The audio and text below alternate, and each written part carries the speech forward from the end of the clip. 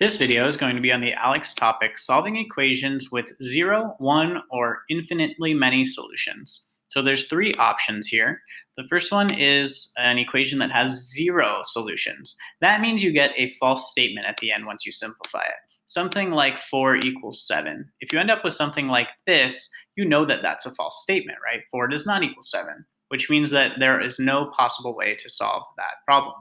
If it has one solution, it could be anything, right? It could be like y equals +1 or -1.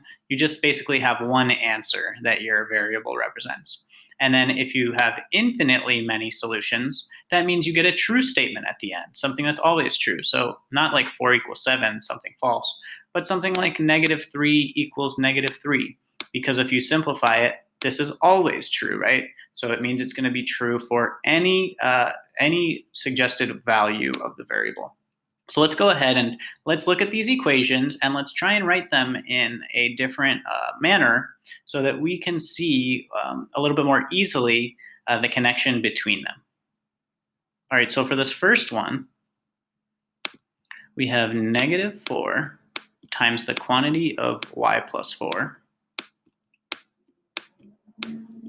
equals 3 times the quantity y plus 4 plus 7.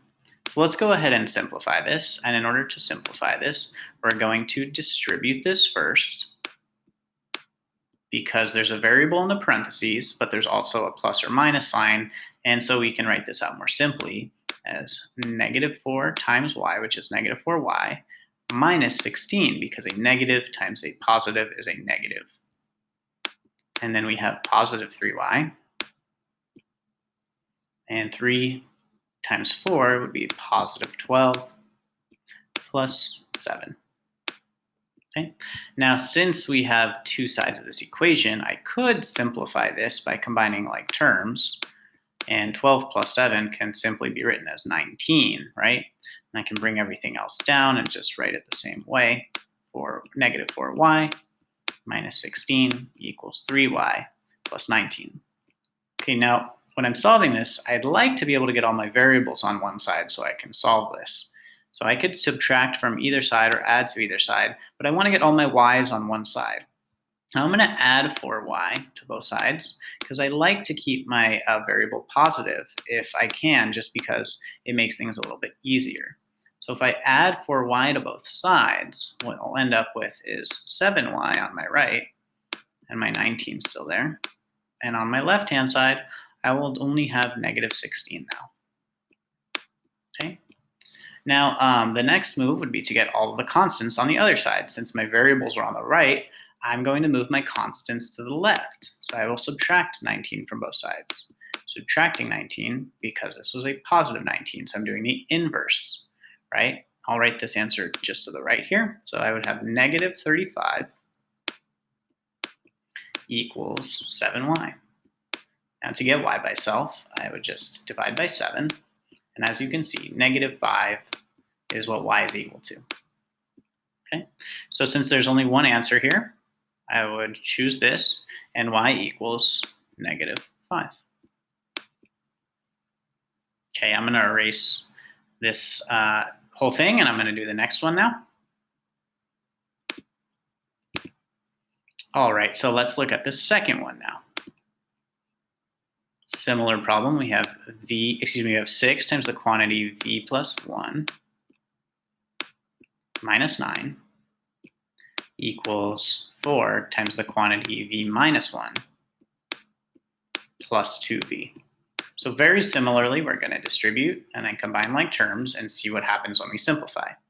So if we distribute this, we'll get 6v. 6 times 1 is a positive 6. And then this -9 just comes down. Nothing to distribute there. Here we have 4v. 4 times -1 is -4 or -4. And this is not being distributed. This is just a 2v. Okay. Now, as you can see, we could combine like terms on this side. We have a positive 4v and a positive 2v. Remember, they have to be on the same side of the equal sign in order for you to combine them. So that's 6v, and this is just a -4. And on this side, as you can see, we have a +6 and a -9. Those don't have variables, so we can combine those like terms as well and just bring this down. Now, do you see here how you have 6v minus 3 and 6v minus 4? Is there a possible way that 6v minus 3 could be the same thing as 6v minus 4? Well, what we could do is we could actually subtract v from both sides. 6v from both sides, right? Because we're doing the same thing to both sides. And if you do that, you'll see that the -3 comes down and the -4 comes down, right? These cancel or eliminate. So you get a statement that says -3 equals -4. Now, is that true? Does -3 equal -4? No, it never does. That is a false statement. So that means that there's no solution. There's no number you could substitute for v that would actually make this a true statement. That means there's no solution.